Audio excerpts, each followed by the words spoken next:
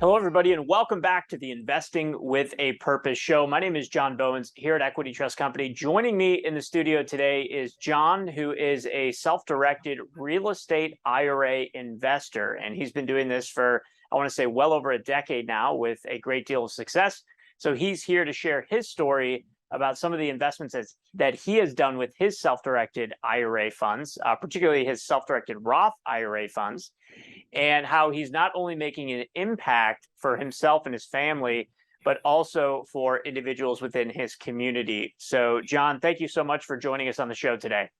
Absolutely. Thank you, John, for having me. All right, so John, let's jump right into it for our audience. Maybe talk about just one of the transactions that you've done with your self-directed IRA. Maybe walk us through from a numbers perspective what it looked like, how you found the investment, and ultimately the opportunity that presented to you. Sure, absolutely. Probably the most recent one that comes to mind is a two-bedroom house that we were able to pick up through a bank-owned auction. Two-bedroom, one bath, quarter acre here in Indianapolis. Bought the house for around $60,000. It needed, like what all houses need, it needed a new furnace, it needed new flooring, new paint, a little roof repair, a little fence repair. All in probably 15, 17,000 in repairs. John, you know this, but for about 10 years, we've been housing homeless veterans here in Indianapolis at our properties that I own in the Equity Trust account. So we went back to our partner, HVAF, and said, we've got this great house in a great neighborhood. Who do you have? Who are you looking to house? And we were able to find a father and a son that the son had some severe autism, and they needed a safe environment. This had a fenced-in backyard. That we were able to get this veteran in. He did have a Section 8 voucher, and so actually we passed the Section 8 inspection, no problem. And they've lived there for quite a while now. So this is a buy and hold. And do you still hold this property in your self-directed Roth IRA? I do. Yep. And a couple things to touch on for our audience. So this was bought with John's self-directed Roth IRA, bought it through a foreclosure auction. Roth IRA put in approximately $16,000 to $17,000 in repairs. And all those expenses were paid for, of course, from the Roth IRA. So important for you to understand that all profits and all expenses just flow in and out of the Roth IRA. And all the rental income is now flowing back into that self-directed Roth IRA. Now, should John choose to sell the property, all of that profit will flow directly back into the self-directed Roth IRA without any long-term capital gains tax or recapture depreciation, because it's all in John's self-directed Roth IRA. So, John, you've been doing this for about 10 plus years. Maybe just touch on a high level about some of the other investments that you've done with the self-directed IRA. Yeah, John, I started like a lot of people, with a very small Roth IRA, and I had to build it. And so we found inexpensive opportunities, single family houses, some land that we could quickly turn. And so, you take $20,000, you invest it, you rehab a house with another 30, you profit 15, and you just keep growing it. And so we did that. I did that for quite a while. And then eventually we started finding apartment deals that we could tackle. Sometimes we tackled them by paying cash. Other times we would do a seller carryback. Occasionally we brought in a third-party non-recourse lender.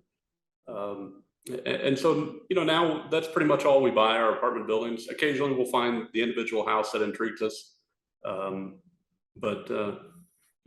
Apartments is kind of where we're at right now.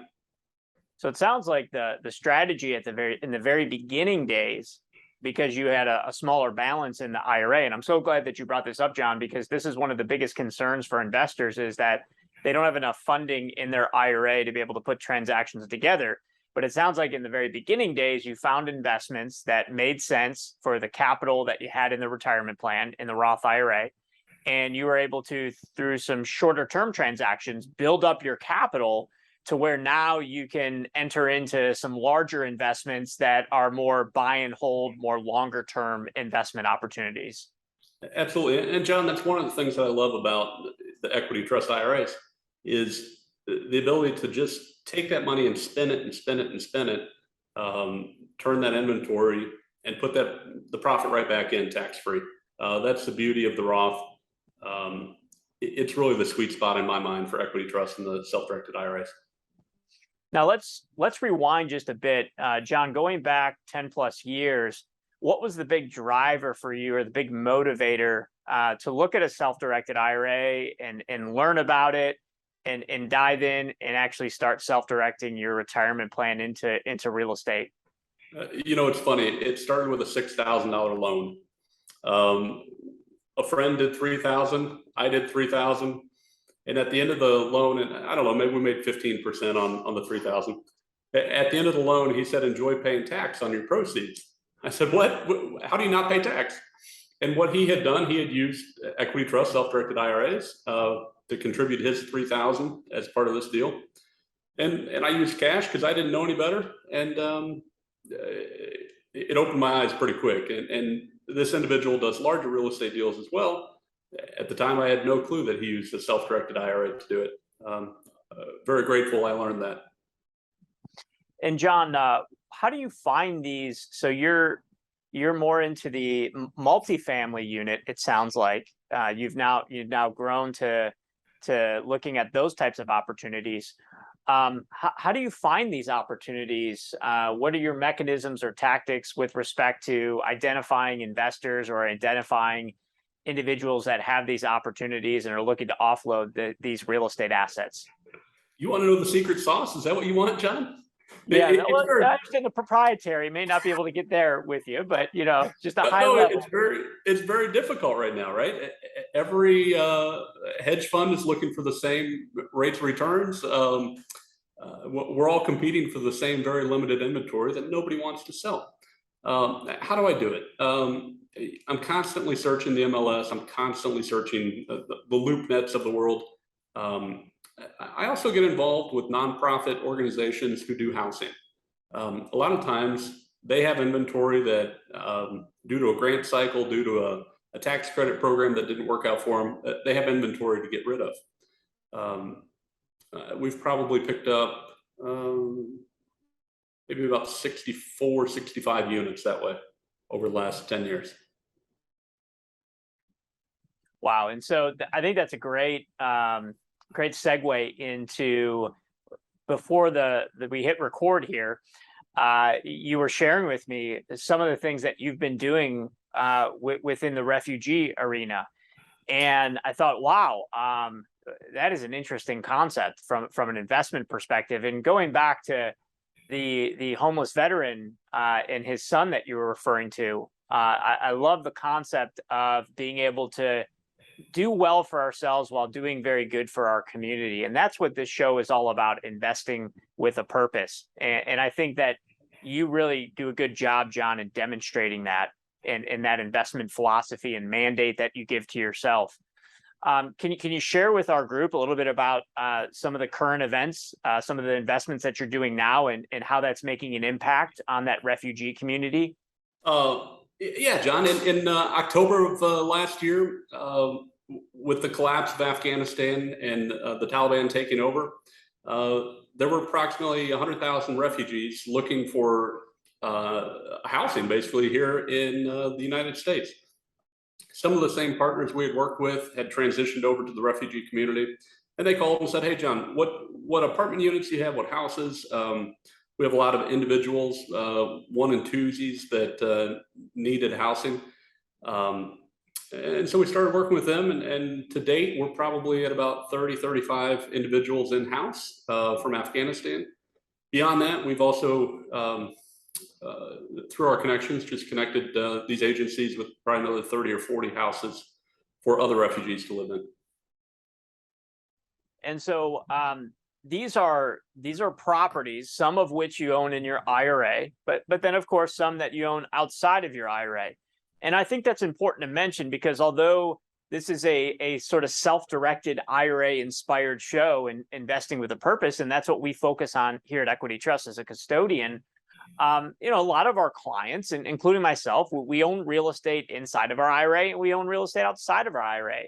And when we're out looking for investment opportunities and we find an opportunity that makes sense for our self-directed IRA, then we pull the trigger and we use our self-directed IRA. If it makes sense to use our non-IRA funds, we use our non-IRA funds. Can you react to that, John? Is that's my sort of investment philosophy or investment strategy? It sounds like that's for you as well. That's a similar approach that you're taking. Absolutely. I got to tell you, my favorite place though is within the self-directed IRA. For us, it's a balance of needing income versus needing long-term retirement.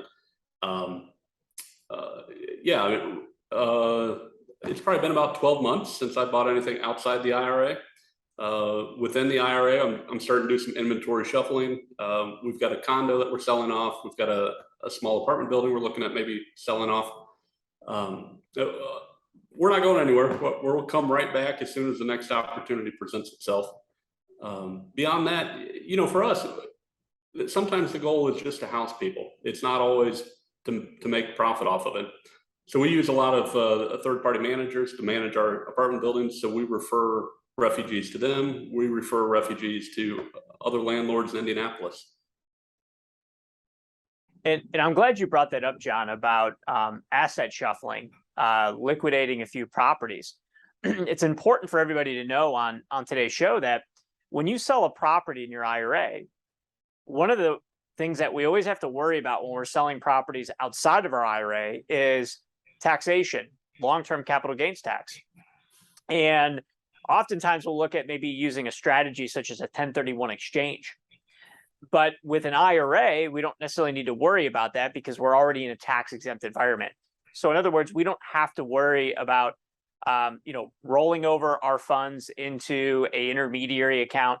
We can simply move in and out of real estate investments using our self-directed IRA. So just wanted to pause there for a moment, John, and let our viewers understand why people do the types of things that they do in their IRA, which are sometimes different than what they would do outside of their IRA. So the decision-making could be different inside of the IRA compared to outside of the IRA.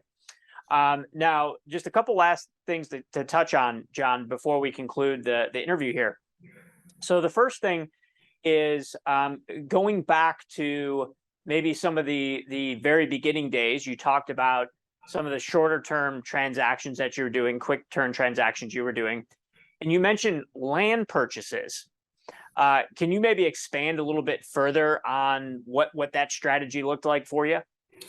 Absolutely. I mean, the first one that comes to mind, kind of in a blighted neighborhood, we found 4 vacant lots for sale. The lady's husband had passed away. I think she wanted, I don't know, $1,200 per lot. We bought all 4 of them. We held them for 3 or 4 years, and then we sold them to a community development corporation who turned them into a park. Doubled, tripled up on our money. And in the 2 years we held them, yes, we had expenses, we had taxes, we had mowing, we had trash removal. It's part of it, but that worked really well. More recently, we bought half an acre through the Marion County local government system here, and found a developer who wanted to build apartment buildings on it. And so we put it under contract. They put it under contract with us, and the contract was coming up to expire. Well, what do? You raise the price. That they still need the land. So we actually did that 2 more times. Ended up, I think we turned maybe 17 into $75,000. And again, because it was in the Roth, all that growth is tax-free. That's outstanding. And, again, John, we always appreciate you coming on our shows here and sharing with our audience about what you do with your self-directed IRA, some of the strategies that you deploy. I think there's some really great takeaways here, building relationships with organizations in your community for client flow, building relationships with other investors to find opportunities. Last question for you, John, before we wrap it up, is what does all this investing in your self-directed Roth IRA, what is it doing now, or maybe what do you anticipate it doing for you and your family's future? Sure. I mean, John, I just turned 40. I've got a long ways to go till I plan to retire, until I can use this money. But I also, because of what I've been able to do within the Roth, I don't have to worry about any of that either. as long as we keep doing what we're doing, which I plan to, someday I'll be on that sailboat right there. That's the end goal. That's the end goal. Absolutely. And it was interesting when we were talking last. I brought up legacy planning and estate planning, and you quickly said, John, I'm only 40 years old. I've done a lot with the Roth, and I'm in a really good position. But I gotta hope I got a ways away from having to worry about that.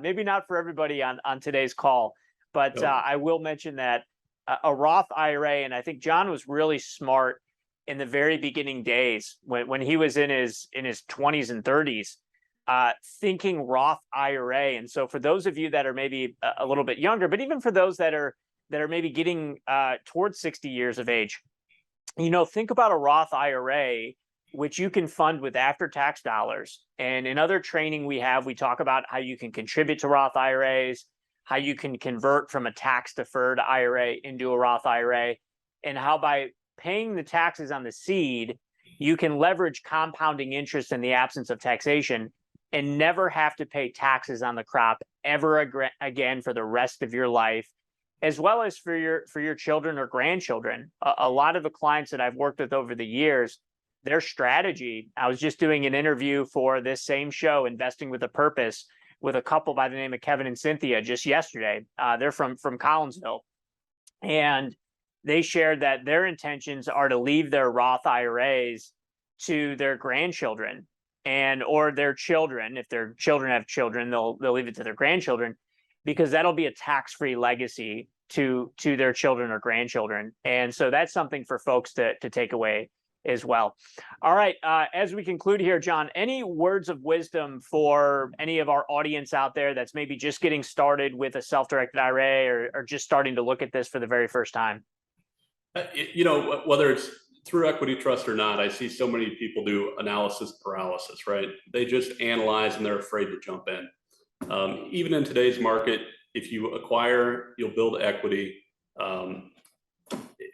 Just get started. It's worth, if you've never done real estate, I know it's a tough hurdle to jump in. The sooner you do, the happier you'll be. And Equity Trust is a great place to start. I appreciate that, John, and thanks for all the kind words. I think that's a great way to conclude the call, which is, there's going to be a series of, depending on the investment you're doing, could be 30 steps you have to take, could be 40 steps, could be 100 steps.